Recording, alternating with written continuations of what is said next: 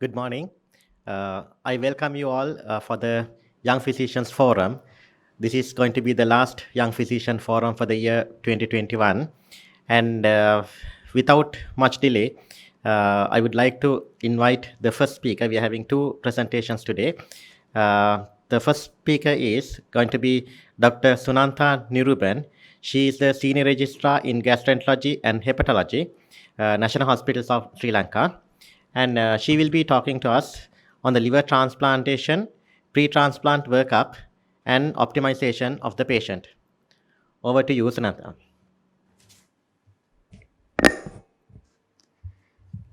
Good afternoon to you all. Thank you, Chairperson sir, for the introduction. First of all, let me thank the Ceylon College of Physicians for giving me this opportunity to deliver a talk. So what I would like to do in next 25 minutes is to give you all a brief introduction to the liver transplantation and how the pre-transplantation workup has been carried out. And I would encourage you all to refer this liver transplantation patient workup for the patient who are in need of this highly life-saving surgery. So outline of my presentation is the introduction to the liver transplantation. What are the indications and contraindication to the liver transplantation? How to choose a patient? When are we going to refer? And how to do the evaluation and workup? What are the problems we are facing while on the waiting list and how to manage those problems and further optimization? So a brief introduction to the liver transplantation is it has been there for more than 35 years, and first liver transplantation ever done in 1963 by Dr. Thomas Tars. He is the pioneer of the liver transplantation. Thereafter, there are number of liver transplantation has been increased worldwide, and first liver transplantation in Sri Lanka done in 2010 by Professor M. Vijayaratne and his team at NHSL. And we know that recently successful pediatric liver transplantation done at Ragama Teaching Hospital in 2020. So it is an ultimate treatment for the many end-stage liver diseases, acute liver failure conditions, and there are other non-liver failure indications as well.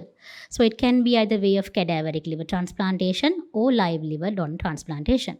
There are more than 5,000 liver transplantation has been done annually in Europe, and survival rate expected to be 1 year is at 96%, 5 years is 80%, and still 10 years it is 71%. Despite this successful outcome, only a fragmentation of patients are referring for the liver transplantation. We know nowhere in the world there are enough organs to transplant each and every patients who are in need. That means there's a waiting list. So the death pile on waiting list is approximately 20%. The success of liver transplantation has been dramatically improved so far over the 35 years, and this success is due to several advances in new immunosuppressive agents, new preservation solutions, improved surgical techniques, and moreover the improved patient optimization and early diagnosis and management in the post-liver transplantation. So this graph clearly illustrates how the 1 year survival rate has been improved from where it was 34% at the beginning, and now we are in 86%. Then who are the candidates for the liver transplantation? It is indicated in end-stage liver disease, acute liver failure conditions, and some other non-liver failure indications such as hepatocellular carcinoma. So the main principle, so the essence of the liver transplantation is, if the liver transplantation, the expected survival of the patient without liver transplantation is less than 1 year, or the quality of life is unacceptable as a result of liver disease with no other medical or surgical alternatives, then those are the ideal candidates. So in other words, it should be considered in any patients with end-stage liver disease if the liver transplantation would extend the life beyond that predicted by the natural history, or if the liver transplantation is improve the quality of life, then those are the ideal patients. Then we move on to the indication. So more than 90% of the liver transplantation are for the end-stage liver disease, and there are few remaining causes. It can be for the 9% for the acute liver failure conditions, and there are other less common causes. So among the acute liver failure, we know it is a complex of syndrome which the features are mainly the hepatic encephalopathy, coagulopathy, and jaundice, which occurring in a patient with less than 6 months of duration without any background history of chronic liver cell disease. So these are the common etiology. Among those, acetaminophen overdose and the acute viral hepatitis are the common. Apart from that, drugs or toxin, autoimmune hepatitis, Wilson disease, and ischemic hepatitis are the rest of the causes. So the managing the acute liver failure patients after establishing the diagnosis is really challenging. So we don't know who are the patients will improve with the treatment or who are the patient will end up in poor outcome. So based on the certain criteria features, we should refer those patients to the liver transplantation unit. So that is based on the King's College of criteria. So if the patient is having paracetamol induced acute liver failure cases, if the arterial pH is less than 7.3, where high INR more than 3, oliguria, altered level of consciousness, hypoglycemia, elevated arterial lactate, which is unresponsive to fluid resuscitation. So those are the common criteric features to refer to the liver transplantation unit. If the non-paracetamol in these cases, pH less than 7.3, INR more than 1.8, oliguric renal failure, or hyponatremia with less than 130, encephalopathy, hypoglycemia, metabolic acidosis, and serum bilirubin more than 300. So ideal settings, patient should be transferred to the liver transplantation unit before the encephalopathy appears. So these are the common chronic liver cell condition, liver disease features, etiology. So among those, alcohol and non-alcoholic fatty liver disease are commonest in our settings. Apart from that, chronic viral hepatitis, autoimmune condition, genetic and congenital causes are there. Having said that, they themselves do not warrant liver transplantation. So we know it's a spectrum of disease which go through the compensated cirrhosis and move to the decompensated cirrhosis. If the patient is having compensated cirrhosis, they do not warrant the liver transplantation. But if they develop any complications or decompensated cirrhosis, then they need a liver transplantation. So I would like to focus you on to these two graphs. The first graph illustrates how the complications of the liver transplantation develop during the progression of the liver disease. The second graph clearly demonstrates the mean survival rate of patient with the cirrhosis is around 8 years. But if the patient develop any decompensated cirrhosis, their median survival drastically dropped to 1.6 years. So at this point, they need a liver transplantation. So what are the key consideration if you are dealing with a patient with a hepatic decompensation? So is a decompensation potentially reversible? I already mentioned the patient is having decompensated cirrhosis, they warrant a liver transplantation. But on the other hand, sometimes the decompensation may resolve with the treatment. If the patient alcoholic decompensation, sometimes with the absence of the therapy, they may improve. With the effective antiviral treatment, they may improve. And sometimes autoimmune hepatitis patient with the steroid treatment, they may improve. So decompensated cirrhosis, all the decompensated cirrhosis patient does not warrant a liver transplantation. But that doesn't mean we should start the evaluation workup for this patient. So if the patient have features of decompensation, we should start the evaluation workup. And if not reversible, is the patient suitable for the liver transplantation? Are there any contraindication to the liver transplantation? Sometimes if patient currently not suitable for the transplantation, but could a patient become suitable with the treatment or intervention? So these four are key consideration we should consider when we are dealing with the patient with decompensated cirrhosis. So we do have an objective scores to tell us who are the patient will need for liver transplantation. That is how urgently the liver transplantation is necessary. So that is based on the Child-Pugh score, and there are other Mild and Miltner score. Compared to the Child-Pugh score, the Mild and Miltner score have high predictive mortality, which is based on this bilirubin, INR, and creatinine. So this graph illustrates if the patient is having MEL score more than 15, they have a highest mortality risk if the liver transplantation has not undertaken. So while in the waiting list. So the MEL score 15 is a magical number. We should start the evaluation workup for the liver transplantation. But there are problems with the MEL score because we know if the patient developed any complications, the survival rate of the cirrhotic patients will drastically drop. So those complications do not directly encountered in the MELD score. And there can be variations in the creatinine because of the sarcopenia and poor nutrition. Creatinine can be variable. So MELD score does not reflect the impact of all complications in cirrhosis. So that comes is the MELD exception. So these are the features: refractory ascites, refractory hepatic encephalopathy, recurrent variceal hemorrhage, hepatopulmonary syndrome. These are the common MELD exception. So the expert should know the MELD exception. So these patients should be given priority for the liver transplantation. What to do with a very high MELD score? That is debatable because these patients have high transplant mortality and morbidity and also significant high ICU stay. But having said that, the patient having severe alcoholic hepatitis and acute and chronic liver failure with a high MELD score, they can be considered as a candidate for the liver transplantation. But the researchers are showing that they have a survival benefit. There are other non-liver failure indications as well for the liver transplantation. These are the common persistent intractable pruritus, polycystic liver disease, hepatopulmonary syndrome, and other less common causes. And also hepatocellular carcinoma is also a MELD exception. We should give priority. So in UK, 25% of the liver transplantations are done for hepatocellular carcinoma. So initially the survival rate was very poor, but the recent days it is considerably acceptable survival rate if we are using the Milan criteria. So what is Milan criteria is, if the patient is having solitary hepatocellular carcinoma less than 5 cm or 3 or less than 3 nodules with a diameter of less than 3 cm, they can undergo liver transplantation. Their survival rate is accepted. That is, 5-year survival rate is around 70%. But there are other teams also develop the expand this criteria, and they also show the accepted 5-year survival rate. So that is the UCSF criteria. Next, we move on to the contraindication. These contraindications are ever changing. That is dynamic. So previously thought of contraindications are now no more contraindication. In the current setting, these are the common contraindication. The patient is having severe pulmonary hypertension with the mean pulmonary artery pressure more than 45 is a contraindication. Untreated HIV. The patient is having treated HIV with good immunological response. Those can be considered. Alcohol addiction, hepatocellular carcinoma with extrahepatic metastasis, ongoing sepsis, and extrahepatic malignancies and anatomical abnormalities. The related contraindications are morbid obesity and non-adherence to the treatment and neuroendocrine tumors and especially the inadequate social support. There are no formal age limit for the contraindication, but it has been performed successfully in age more than 70 years. But these patients have a high comorbidities, so need to have an extensive evaluation with the multidisciplinary team. Then how are we going to further evaluate? So the process of liver transplantation should be checking the indication, contraindication, suitable timing.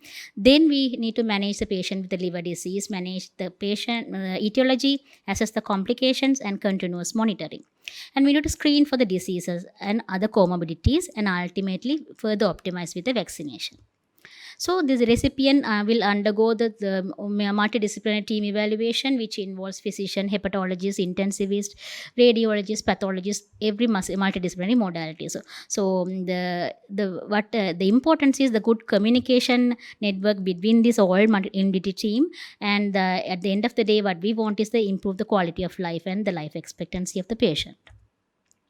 So how to manage this patient, etiology and complication, I'm not going to deal with these two. How are you going to manage the comorbidities? So we know the dyslipidemia diabetes is also common in the general population as like that. It is also prevalence in the transplant recipients as well. The hypertension is around 40%, 40 to 85%. Dyslipidemia around 40%. Diabetes 10 to 65%. With these, there's a cumulative risk of cardiovascular events, so that is around 25%. So everything should be managed as a general population with the lifestyle modification, and also we should the other further medical therapy, pharmacological therapy with the NACE inhibitor, statin, insulin, and these need to be continuous follow-up with the optimization. And obesity is also common in transplant recipient, which increases the risk of perioperative complications. So these also need to be monitored, and the patient should undergo lifestyle modification, and if patient is in a compensated cirrhosis, can undergo bariatric surgery or the medical therapies. So, end-stage liver disease patients are because of multi-system involvement, they may have a complications in each and every system. So, evaluation should be done by way of each and every system, and also infection screening, psychosocial assessment, and bone abnormalities. So, with regards to the infection screening, patients with cirrhosis are more prone to get infections because ongoing sepsis is an ideal contraindication. The patient should be screened for the bacterial, fungal, and viral infection. And if the patient is having, we need to screen for the latent tuberculosis as well. And moreover, the cytomegalovirus status also need to be determined. And in this setting, we need to screen for the COVID-19 as well.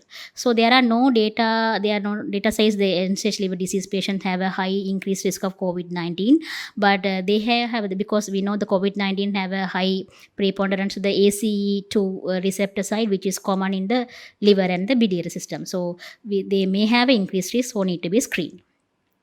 So HIV, hepatitis B, C, chest X-ray should be done. And those who are eligible for the liver transplantation, you need to screen the tuberculosis, urine culture, parasitological screening, VDRL, and also the MRSA and dendristic OMF referral. And depending on the certain epidemiological region, there are certain endemic infections. So we need to screen for that also. In our setup, especially malarial blood test should be done. The respiratory function assessment, lung function test and chest X-ray should be done in all patients. And we know there's a 10 to 17% of the hepatopulmonary syndrome in cirrhotic patients. So it should be screened either with the pulse oximetry, the bedside test. If there is less than 96%, need further evaluation with the other contrast to echocardiogram and later. And also portopulmonary hypertension also common 2 to 8%. It should be screened by the echocardiography. And depending on the value, right ventricular systolic pressure more than 45, need to do the further cardiac catheterization studies. So those patients ideally treated with the vasodilators. With the vasodilator therapy, the patient is having mean pulmonary arterial pressure less than 35, then they can be considered as a candidate for the liver transplantation. More than 35 is a contraindication.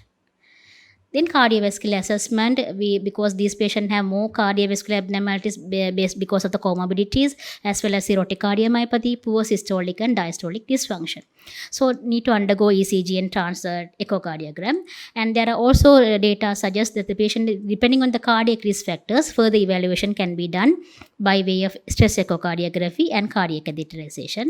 If the patient found to have any significant coronary artery disease, they should undergo revascularization surgery before the transplantation. And the renal function, cirrhotic patients have a high, if the patient with the cirrhotic with the renal failure, high for increased risk of death. So hepatopulmonary syndrome is not a contraindication. If the patient is having renal impairment, they do undergo the liver and kidney transplantation. Then more important thing is a nutritional assessment, because cirrhotic end-stage liver disease patient, more than 95% of the patients are malnourished because of the poor intake, and also low palatability because of the low sodium and poor absorption. Those things will facilitate. And also nutritional status is hard to assess in cirrhotic patient because of the ascites, peripheral edema. We can't define the patient whether is malnourished or normal. And also what they found is malnutrition with the less than 18.5 BMI is associated with poor survival outcome. And on the other aspect, obesity also increasingly common, the NASH with the metabolic syndrome. So everything should be thoroughly evaluated. And it's also there is a sarcopenia because of the progressive deterioration of the muscle mass loss that is common in 70% of the decompensated CLCD. So ideal setting, it should be quantified with a CT, but each and every patient can't undergo CT. So there are other measurements, anthropometric measures by way of triceps skin fold thickness or mid-arm circumferences need to be evaluated. And there is another increasing contest is sarcopenic obesity. So 50% of the end-stage liver disease patients have sarcopenic obesity, where they have high fat mass with a low muscle mass. But here, so this sarcopenia is masked with the obesity. So ideally, the diagnosis is also difficult and management also difficult. We can't restrict the calorie in this patient, because if we are restricting the calorie, it will more ended up in sarcopenia. So everything should be clearly evaluated, and proper counseling and dietary assessment need. The assessment is also important, but anyway, the treatment is also difficult, challenging, whether the patient will improve or not. And also it should be supplemented with the nutritional multivitamin, calcium, zinc, and magnesium. There is a role of branch chain amino acid as well, which improves the quality of life and prognosis. And all these factors will ended up in the frailty of this patient: malnutrition, sarcopenia, other comorbidities, and also with the ongoing severe chronic inflammation, progressive immobility, aging, all lead the patient to the frail. So this is common in transplant list, and this is a common reason for the delisting as well. It will associated with the longer hospital stay and increased hospitalization and high wait list mortality.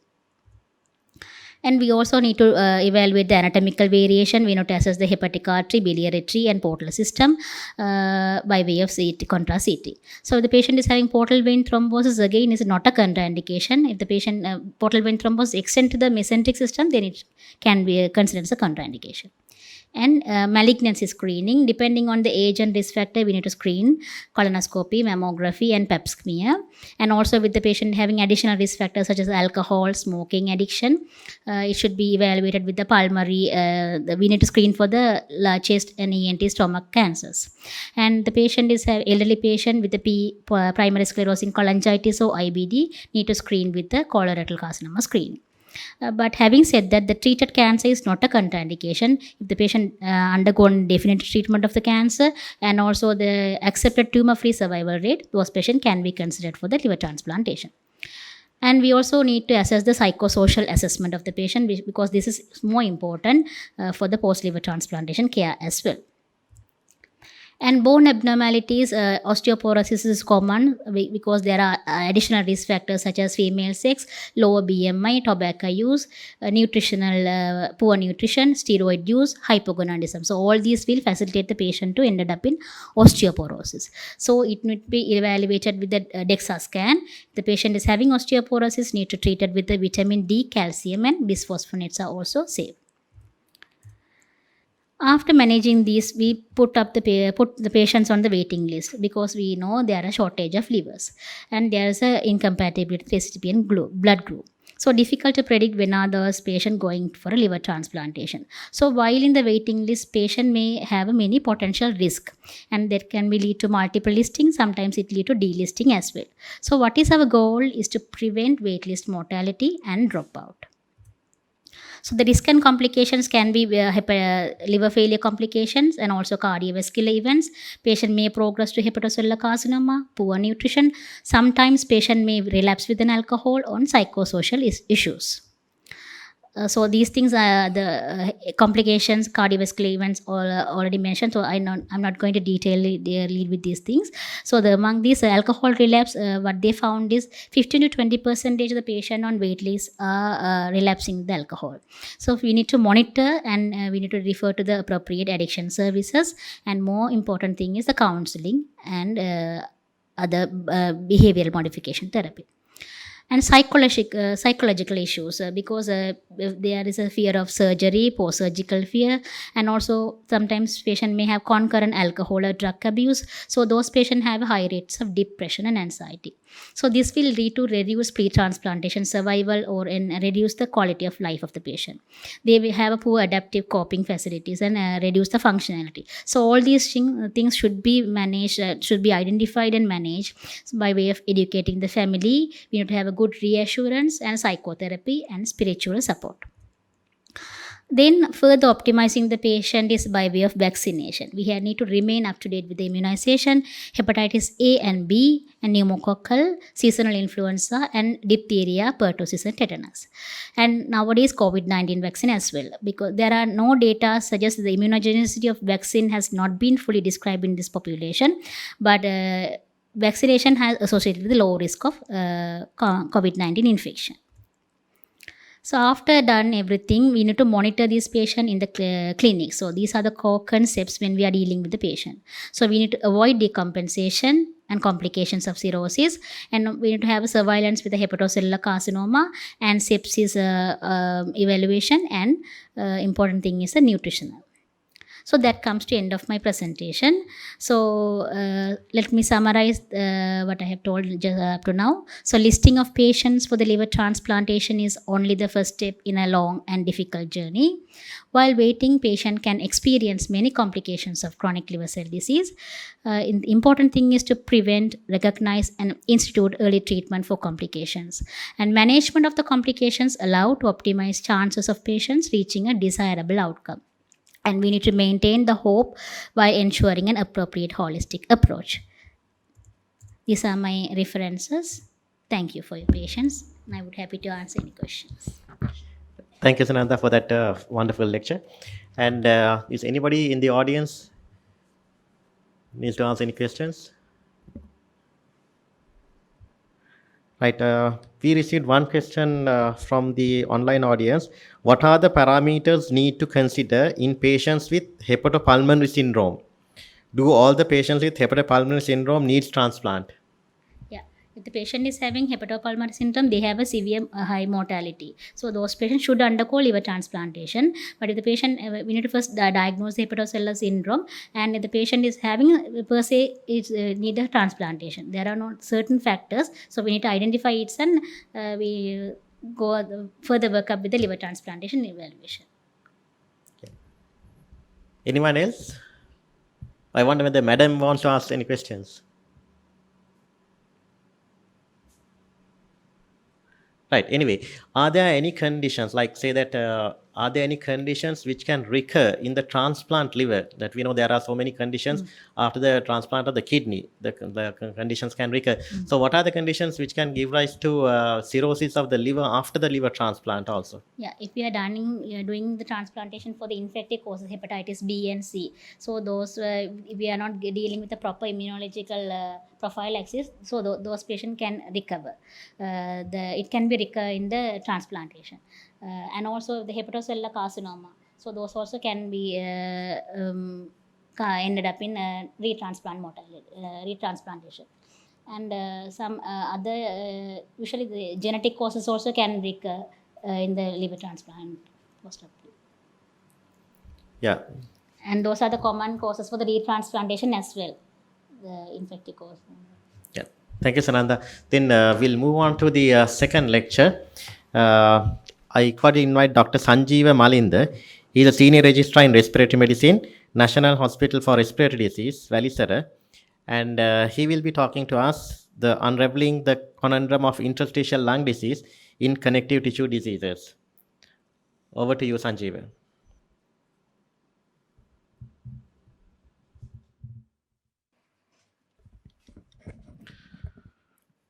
Okay, good afternoon. First, I must thank the Ceylon College of Physicians for giving me this opportunity. I'm Sanjeeva Malinda, Senior Registrar in Respiratory Medicine from National Hospital for Respiratory Diseases, Sri Lanka. So today I'm going to talk about interstitial lung diseases in connective tissue diseases. So I have divided my talk into three parts. In the first part, I'm going to introduce you to the interstitial lung disease or diffuse parenchymal lung disease, which we call the ILD. And then how we manage ILDs and ILD classification, and a little bit about idiopathic pulmonary fibrosis, and then I'm going to talk about specific connective tissue diseases related ILDs. Now, the latter part, I'm going to talk about management of connective tissue disease related ILDs and place for antifibrotics in ILDs. So I'm trying to keep this talk as simple as possible. So what are the connective tissues? Connective tissues are the tissues which maintain the form in our body and keep the organs in their places, which contains a lot of various types of cells, fibers in a matrix. So the connective tissue of concern to this particular lecture is the lung interstitial connective tissue, which lies between the alveolar epithelium and the vascular endothelium, which is responsible for gas transfer. So there are over 200 interstitial lung diseases in the world. So we have classified into certain groups. So I'll slowly take you through this classification because it is very important to have an idea about this classification in order to understand interstitial lung diseases. So interstitial lung diseases, so diffuse parenchymal lung diseases, we mainly divide into four categories. First one is interstitial lung disease with the cause. Second one is interstitial lung disease, which we can't identify a cause, which we call idiopathic interstitial pneumonia. And then the granular matters interstitial lung diseases, then we divide into other forms of interstitial lung disease. From that, idiopathic interstitial pneumonias, we again divide into three parts. That is chronic fibrosing interstitial lung disease, acute and subacute fibrosing interstitial lung disease, and smoking-related lung diseases. So first on the chronic fibrosing interstitial lung disease, we again divide into idiopathic pulmonary fibrosis, which is the most common worldwide, and idiopathic non-specific interstitial pneumonia. And acute and subacute fibrosing interstitial lung disease, we have cryptogenic organizing pneumonia, or the organizing pneumonia as we call it, and acute interstitial pneumonia, or AIP. And smoking-related ones are respiratory bronchiolitis interstitial lung disease and decompensative interstitial pneumonia. So it's a little confusing when you hear these names. Everywhere is pneumonia. So what is pneumonia? So pneumonia is defined as an infection leading to inflammation of the lung tissue, and that inflammation causes tissue edema, collection and recruitment of inflammatory cells and inflammatory mediators, and leading to problems. So not only infections, this inflammation can occur as a result of other insults such as autoantibodies, organic or inorganic dust, smoke, various fumes and gases. So how does this inflammation heal? So we have the injury due to various causes like chemotherapy, autoimmunity, radiation, environmental particles, drugs, etc. And we have the inflammation. Then when we heal, the debris get reabsorbed, and sometimes as a result of repair, the fibrin laying occurs. So when there's dysregulation between this healing process, in this healing process, you get excessive fibrin formation leading to lung fibrosis. So these changes which undergo inside the lung is evident by clinical features, and we can take a peek into the lung by means of doing HRCTs radiologically, and by doing biopsies we can do the histological, we can see the histological appearance. So you can see the normal lung, and it, after subjecting into various insults, it undergoes inflammation, which evident as ground glass appearance in the high resolution CT, maybe consolidation as well. So when it goes further, we get the dysregulation of healing process, and you get more fibrosis, which is evident as a fibrotic pattern, the reticulation, nodulation, and honeycombing. So the process I just told you, which is undergoing inside the lung, is evident by other various patterns in the HRCT as well. You have the normal parenchyma, you have the ground glass, like I just mentioned, and there can be reticular banding, nodules, and linear scarring, subpleural banding, and paraseptal emphysema, and central lobular emphysema. So the radiological diagnosis of interstitial lung disease is done by looking at these changes as well as looking at the distribution of these specific changes throughout the lung parenchyma. As an example, non-specific interstitial pneumonia, if there's ground glass opacities in bilateral symmetrical distribution with basal involvement and subpleural distribution with immediate subpleural sparing, we call it non-specific interstitial pneumonia radiologically. And in usual interstitial pneumonia, we get honeycombing, reticular opacities, immediate subpleural and basal involvement, and craniocaudal patchy distribution, and there can be traction bronchiectasis and volume reduction, and we call it UIP pattern. So is the radiological diagnosis enough? No. We have to conduct a multidisciplinary team meeting with the involvement of the pulmonologist, the radiologist, and the rheumatologist in the connective tissue disease related ILDs, and if you have done a biopsy, the pathologist. So we all get together and discuss regarding the clinical features, the radiological appearances, the serology, autoimmune profile, and the other rheumatological clinical manifestations, and if you have done the biopsy, the histological appearance, and we arrive at a consensus diagnosis. So after the diagnosis, there are a few questions we answer. Whether to start immunomodulators. If you are starting immunomodulators, which agent to start?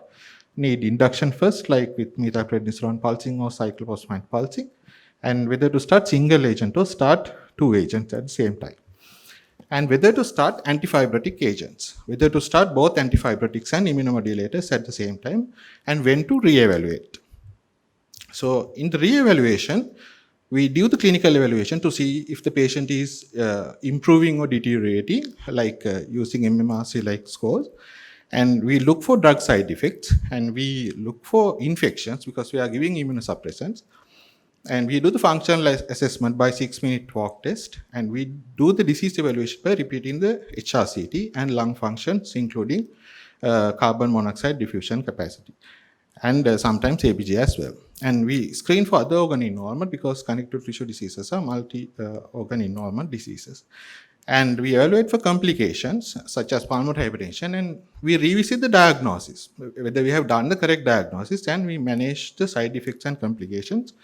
And we decide whether to intensify, tail off, or continue the same management. So this is a cycle which goes on until we are following up the patient. We do the MDM, we do a diagnosis, we lay out the management plan, and we monitor the patient, and we do the re-evaluation, and we again do the multidisciplinary team meeting and decide on further management. So I'm coming to the part 2 of my lectures, where I'm going to talk about a little bit of about IPF, idiopathic pulmonary fibrosis, and connective tissue disease associated ILDs. What is IPF, or idiopathic pulmonary fibrosis? In our classification, it comes as idiopathic interstitial pneumonia, chronic fibrosis type. So this is the commonest interstitial lung disease worldwide, but in India, hypersensitivity is more common. We don't have our own ILD registries in Sri Lanka yet, but we believe it behaves same as India. So why we talk about IPF? Idiopathic pulmonary fibrosis is a progressive, life-threatening interstitial lung disease of unknown etiology, and the median survival of patients with IPF is only few years. Respiratory failure resulting from disease progression is the most frequent cause of death, and 5-year survival is about 45. So it is less than most of the cancers we know. So if we diagnose idiopathic pulmonary fibrosis, we have to do the breaking bad news and lay out the management plan, including the end-of-life care. So diffuse parenchymal lung disease. Having said about the idiopathic pulmonary fibrosis, now I'm going to talk about connective tissue disease associated interstitial lung diseases that comes under interstitial lung disease of known cause. So here the cause is connective tissue disease. So like I said, idiopathic pulmonary fibrosis, or the IPF, carries a poorer prognosis. But when we compare prognosis of connective tissue disease related interstitial lung disease, they have better prognosis. So it is important to know when there's an ILD with the connective tissue disease, they have a better prognosis than the idiopathic pulmonary fibrosis. At the same time, you should also know that if there's a connective tissue disease and the same patient has ILD, they have a poorer prognosis than those who have only the connective tissue disease, right? Okay. So here I'd like to introduce another term which we call IPF, or interstitial pneumonia with autoimmune features. So CTD-ILD means there's a interstitial lung disease with a connective tissue disease which fulfill the criteria to the particular connective tissue disease. But in reality, it's not always, it's like that. So then we have the entity called interstitial pneumonia with autoimmune features. So we have the ILD, there are autoimmune features, but that does not fulfill the criteria to a definite connective tissue disease. At the same time, that ILD is not explained by other things like exposures. So how to diagnose IPF or interstitial pneumonia with autoimmune features? So we have clinical domain, serological domain, and morphological domain. You have to have at least one from 2 of the 3 domains which are mentioned here, right? So this is a very important slide. I'd like to spend a couple of minutes on this slide. This shows the prevalence of connective tissue diseases in the society. And it also shows prevalence of ILD in that particular connective tissue diseases. As an example, you can see here the rheumatoid arthritis is the most common connective tissue disease in the society, which accounts for like 0.25 to 1% in the society. But prevalence of ILD among those patients are little less. In contrast, you have systemic sclerosis, about 13 to 25 per 100,000 are in the society, and there's about 50% patients with interstitial lung disease in systemic sclerosis patients. But since there are a lot of rheumatoid arthritis patients in the society, we see a lot of rheumatoid arthritis associated interstitial lung diseases. So it's like that. And this chart also mentions the dominant HRCT pattern in each connective tissue disease. As an example, rheumatoid arthritis have UIP pattern in the high resolution CT, and all the other connective tissue diseases usually has more NSIP pattern. And it also shows which interstitial lung diseases in the connective tissue disease are progressive.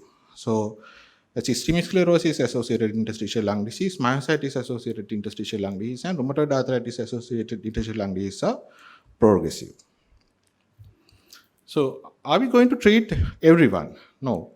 We are treating those who have significant disease. So what is meant by significant disease is if the patient has baseline carbon monoxide diffusion capacity less than 50%, we take it as unequivocally significant. And if FVC is lower than the lower limit, and if the patient is symptomatic, we take it as significant disease. And there are markers of progression.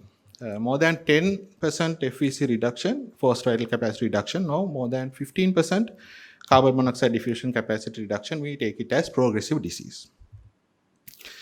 This is another thing. This ILD could precede the connective tissue disease. So in some patients, ILD could be the first presentation.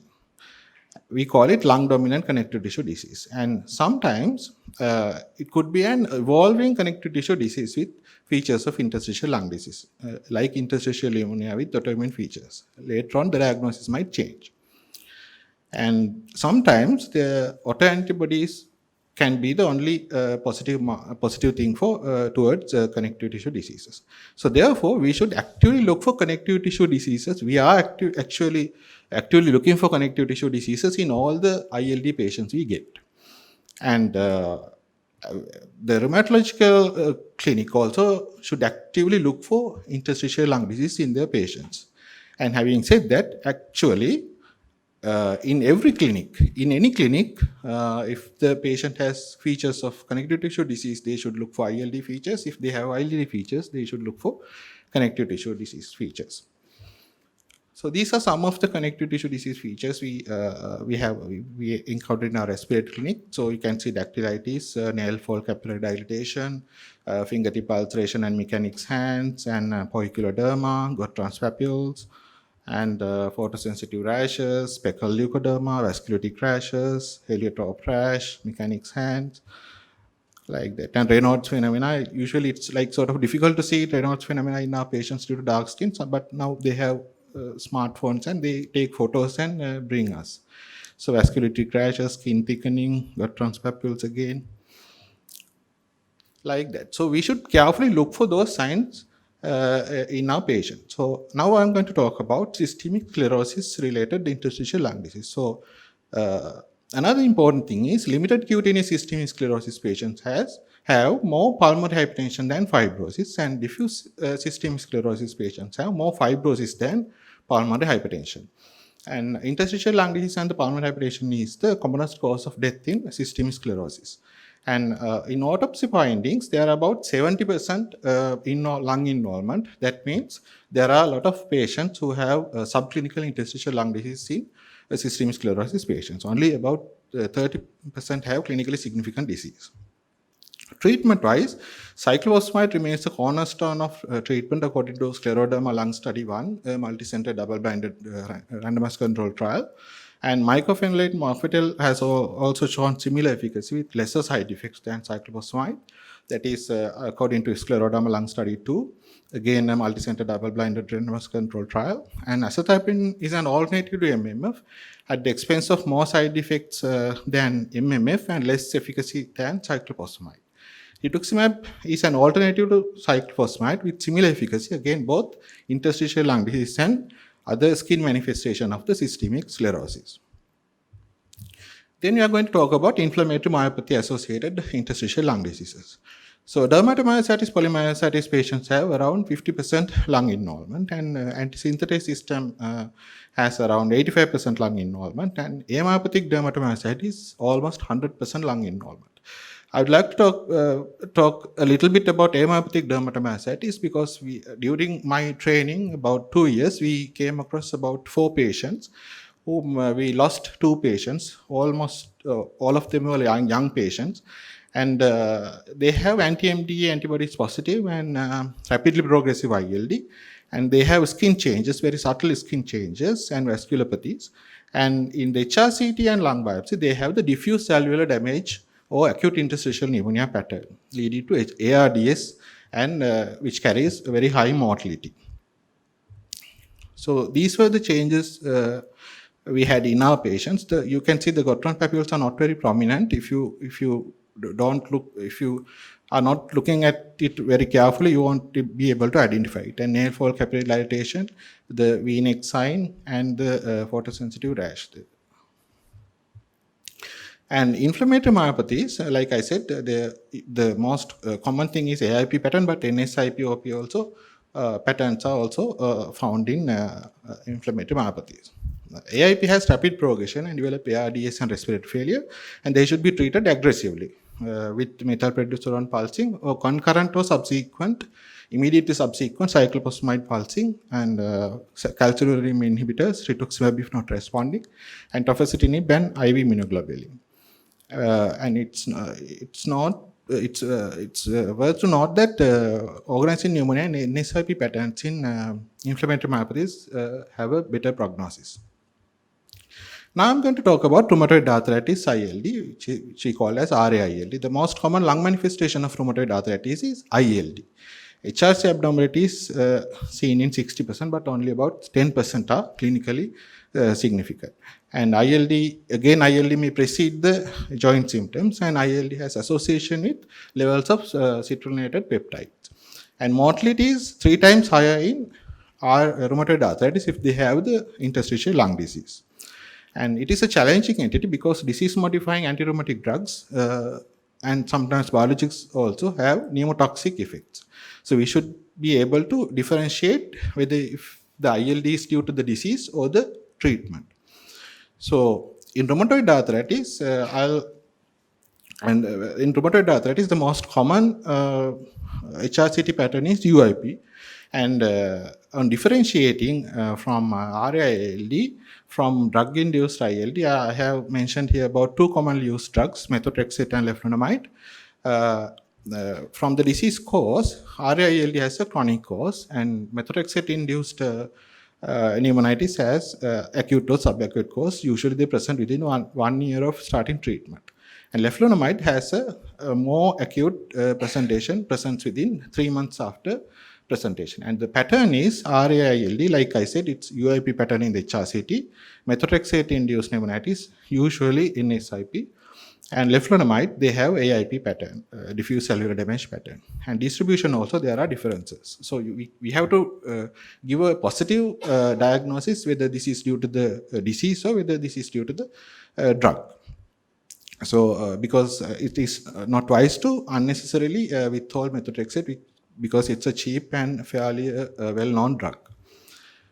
And further about rheumatoid arthritis associated ILD treatment, corticosteroids are the first choice of treatment, and steroid sparing agents are MMF and azathioprine, and cyclophosphamide also effective. Nowadays, rituximab has also been given with promising results, and infliximab, etanercept, and tocilizumab are also have shown favorable outcomes. So general management of connective tissue disease associated ILDs, we have to decide whom to treat, what agent to give, when to start, when to step up, when to step down, when to stop, when to change, when to introduce antifibrotics. So best to be managed by a specialized multidisciplinary team. So approach to management, the aims of management are we have to stop disease progression, reverse the lung damage, which may not be possible always, and prevent disease complications, and prevent and minimize disability, prevent drug complications, and start pulmonary rehabilitation early, and manage symptoms, and manage and prevent exacerbations, and manage complications such as pulmonary hypertension, copulmonale, and respiratory failure, and manage other associated conditions which have been shown to contribute to the mortality of interstitial lung disease, such as gastroesophageal reflux disease and obstructive sleep apnea, and we have to manage other comorbidities as well. So what is the place for antifibrotics in CTD-ILDs? Like I initially said, ILD is a progressive disease. So you start from inflammation and end up in fibrosis most of the time. So the trend of the HRCT is very important. And inflammatory changes are reversible while fibrotic changes are not so reversible. And a cross-section will only show the current status of the disease, but not the disease entity itself. You have to identify the trend to comment on the disease. And inflammation progress and you eventually end up in UIP pattern, which is a fibrotic pattern. So when to introduce antifibrotics and when to stop immunomodulators is a decision of the multidisciplinary team. In any ILD, not only CTD-ILD, there's a subset of patients who will progress to fibrose despite immunomodulation. So those patients we call progressive fibrosing ILDs. So those patients are in the CTD group as well and other ILDs as well. So we call it progressive fibrotic phenotype. So randomized control evidence from the landmark trials on antifibrotics on idiopathic pulmonary fibrosis or the IPF gave us an idea whether this antifibrotics could be used in those subset of patients who progress to fibrose. So these two are the landmark trials I was talking about. Ascent perfenidone trial, which showed to reduction of FVC decline, and impulses, and nintedanib reduced the worsening of FVC. So these trials show when perfenidone in amyopathic dermatomyositis showed FVC reduction, and perfenidone in progressive non-IPF lung fibrosis, it also showed reduction in forced vital capacity reduction. So nintedanib also showed reduction in FVC decline, and nintedanib also showed reduction in FVC decline in progressive fibrosing ILD as well. So this is the trial I was talking about. This is the Sensis trial. You can see the nintedanib has reduced decline in forced vital capacity. This is the other trial. Inbuilt trial, it also showed reduction in decline of forced vital capacity. So in summary, we talked about how interstitial lung disease occurs due to dysregulation between injury, inflammation, and repair in the lung interstitium. And diagnosis and management need multidisciplinary team approach, which with ongoing multidisciplinary team meetings to manage the disease. And IPF is the commonest interstitial lung disease worldwide. And we talked about systemic sclerosis associated ILD, rheumatoid arthritis associated ILD, dermatomyositis, polymyositis associated ILD, and progressive fibrosing interstitial lung disease. And we talked about general management of connective tissue disease associated ILDs and place for antifibrotics in connective tissue disease associated ILD. So these are my references. I'm happy to answer any questions. Thank you, Sanjeeva, for that comprehensive lecture. So anyone in the audience would like to ask questions? So you are here. Anything you ask? Your training. Right. There's an online question. What is the commonest lung involvement in rheumatoid arthritis? Is it pleural involvement or interstitial lung disease? It is the interstitial lung disease involvement because the symptomatically the pleuritis may be common, but when you take the HRCT evidence, it shows about more than 50% patients have interstitial involvement. They may not be symptomatic, but the involvement is there. So it is interstitial lung disease. Yeah. And I would like to ask a very general question, right? Everybody knows that the connective tissue disorders are common in females. But when you are listing the risk of interstitial lung disease, most of the things that you said, the male sex has a risk factor. Is there any particular reason for it? Not that anything that I came across, but anyway, the connective tissue disease in males have a worse prognosis, and maybe same thing applied to interstitial lung disease as well. Nothing that I came across. Right. Yes. Give the mic to you. Thank you, Valinda. Excellent talk. I think it's a common question you will come across when a patient is referred to when somebody sees ILD in a CTD patient. Maybe commonly in rheumatoid arthritis patients. And if you have noticed ILD on a patient who have been on methotrexate, what should be your approach as an advice to the audience?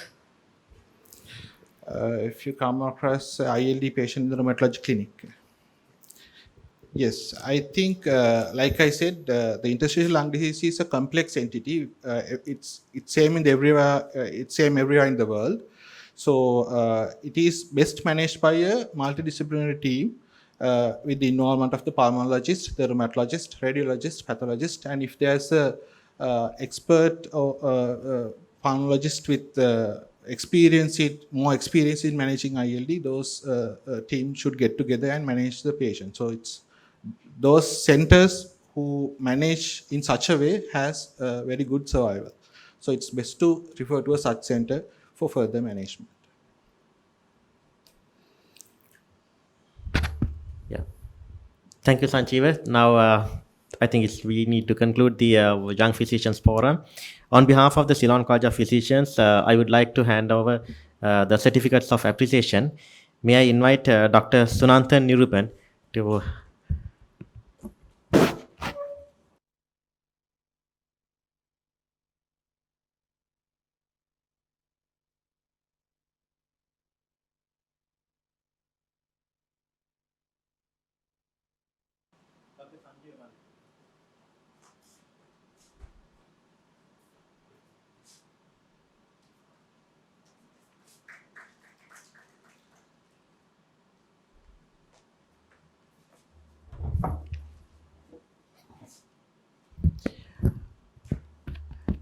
As we have come to the end of the Young Physicians Forum for this year, it's my duty to acknowledge few people. And it's primarily it's you. You are the coordinator of the Young Physician Forum for this 2021, and you have done a wonderful lecture. So wonderful the organizing and the coordination of this. It's a very difficult task. I have done this for last 2 years. It's a very difficult task to find the candidates and coordinating this. So on behalf of the Ceylon College of Physicians, I would like to thank Priyamali Jayasekara, the coordinator of the Young Physicians Forum. And also, I would like to thank the CIPLA. CIPLA is the main sponsor for the consecutive last 5 years and for the year 2021 as well. And also the audiovisual team and everybody who has contributed for the Young Physicians Forum. And probably the next Young Physician Forum will be in January, and you can meet with them at the new council as well.